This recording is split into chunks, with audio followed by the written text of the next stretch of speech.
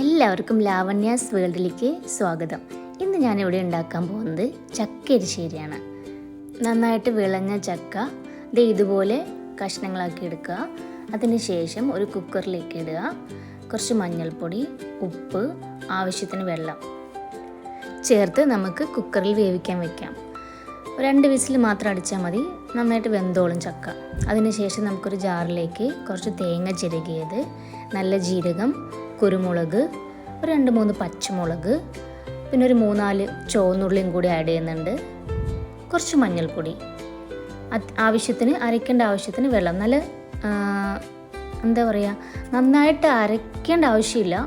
Just ഒന്ന് തരിതരിയായിട്ടൊന്നൊക്കെ ഒന്ന് അരച്ചെടുക്കാം. എരിശ്ശേരിയല്ലേ, അതുകൊണ്ട് നന്നായിട്ട് അരയ്ക്കേണ്ട ആവശ്യമില്ല. ഇത് അരച്ച് അതിലേക്ക് വേവിച്ച് വെച്ച ചക്കയിലേക്ക് നമുക്ക് ചേർത്ത് കൊടുക്കാം. അതിനുശേഷം നന്നായിട്ട് നമുക്ക് ഇളക്കി കൊടുക്കുക.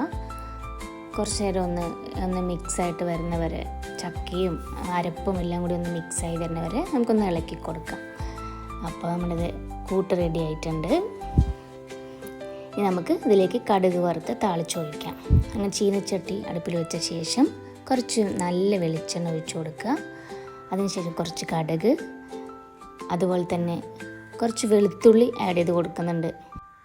അതുപോലെ തന്നെ കുറച്ച് ചുവന്നുള്ളിയും കൂടെ ചേർത്ത് കൊടുക്കാം.